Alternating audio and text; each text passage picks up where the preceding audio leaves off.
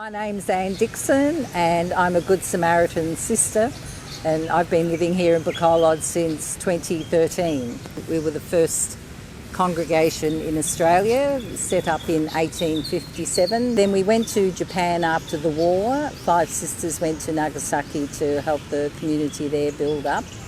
And because we're Good Samaritans, we go where the need is, like the parable of the Good Samaritan. We try to live that out.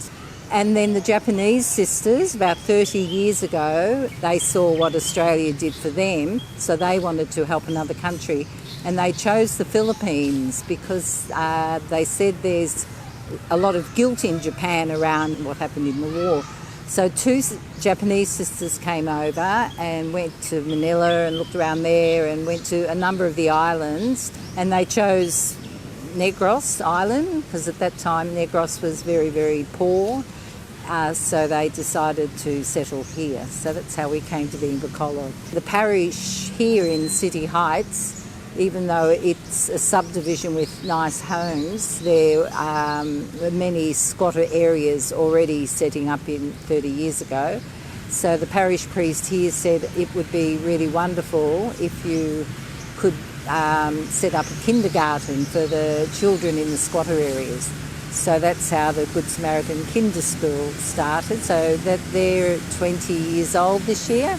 So 9 years ago, we felt, well, there's heaps of other needs around the place, and so the outreach centre was born. Got a huge scholarship program, got over 100 students from elementary through to college. So their parents and the scholars themselves, we actually asked them, what are the needs, and so we will address those needs. The Good Samaritan Statement of Directions, a part of that is about the ecology and what we're doing to our world. So we're very aware of that, and it's a huge need here where people just don't even basically know about rubbish bins. So it's a big part of the centre as well, and that's obviously how this eco park kind of came into being. We could see it was very neglected.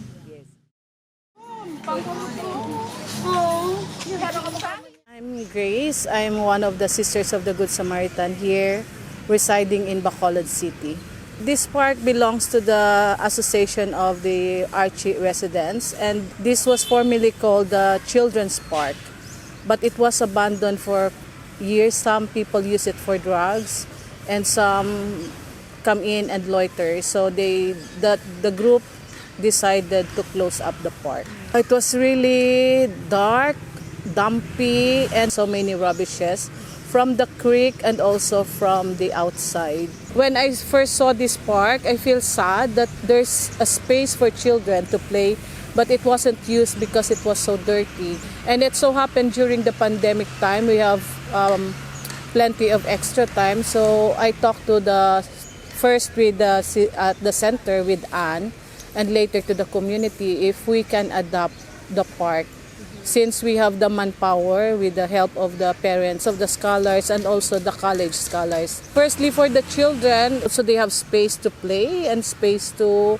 sit down and relax. And for the women, the women can come here and just to spend time with the trees, with the nature, and be able to pray. And for the center, for us, well, we can use this space now for the reflection and the retreat of our college students and with the parents, with the moms. Yeah. Sister, where do you see the park 10 years from now? How do you see it?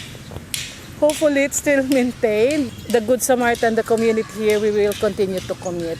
That's our response to the call of Laudato Si. So we will continue to support the park as long as the association will allow us.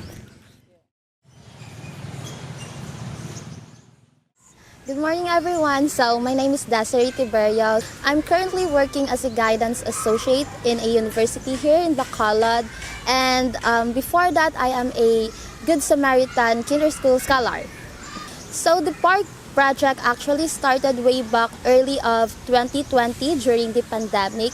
So we started on picking up the garbages here, clean the park during weekends as part of our contribution for the scholarship program. And then we found that we could renovate it for future projects of our outreach center. And we saw naman yung creators of hope, and then it's actually Sister Grace who initiated us to participate on it, and together with other scholars, we created a plan on having a spiritual hall for the church and for our community, and then it's just expanded into this Project Samaritan. I'm really hoping that this could expand into a larger project that would involve the community. Merong mga bahay na malapit, and then hopefully those people will make use of this park, yung mga vegetable garden.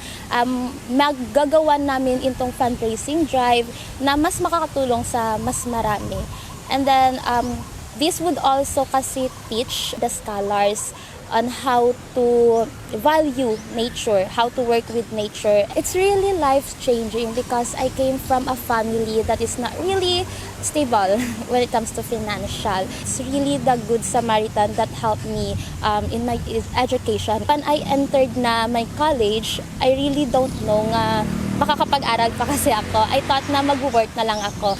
But then when they offer me this scholarship, I am able to pursue that career that I really wanted.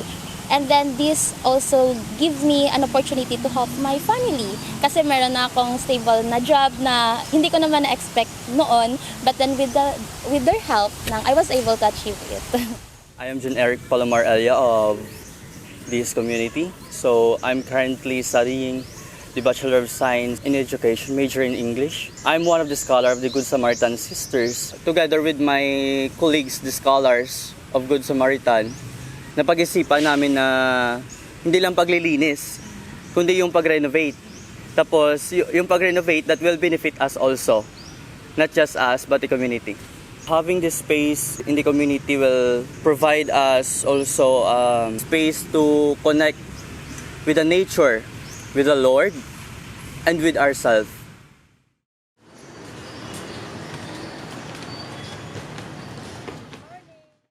Ako gali si Aileen Lanada. Nagsugod kami sa pagsulod ko sila ni sister sa Good Samaritan. Kaya ang akong bata nga daki nasulod sa scholar. Dire na ko nagbulig-bulig sila ni sister. Dason about butangi ko sa mga garden kay bit ko gidya ang sa garden sa mga tanom. Tipo miro ni namon sulod, daw hindi kami kaintindi kung ano namon dapat imuon di sa park. Kung sister, ano tani pag-ubra sini, siya kaya tani aton ni mabuligan tani isa-isa sa aton mga nanay nga scholar, kag mga nanay din nga bulig. Sa mga nanay sa palibot di, nagambal gid sila nga ang pagbag-o kuno sa park hindi nila mapati nga amo na mahimo namon di. Nakadako gid sang impact nga nagambal sila nga kung wala namon kuno digin kinano namon ang park hasta subong kuno amo ni natabo nga wala gid bala ti ang plano gid namon diya nga sa mga nanay madamo pag namon matanom di nga mga about sa mga pagkaon, sa mga prutas, sa mga utan bala kay para makita man nila nga damo man malaman namon matanom. Kadako ko sister ako nang hindi ko kaintindi sa nabatsyag kung nakita kung amo ni kanami isang park. Kay tiya kami na star lang kami sa squatter. Sa boulevard kami gi-star. Ti nakita ginamo nang higko man sa boulevard. Ti diri nakita ginako nga kanami gisang impact. Pasalamat ko sila ni sister sa tanang nga tawo nagbulig di sa amon. Ako po si Idilin Banyes at ito po yung vegetable garden namin dito sa park. Ito po yung alugbate.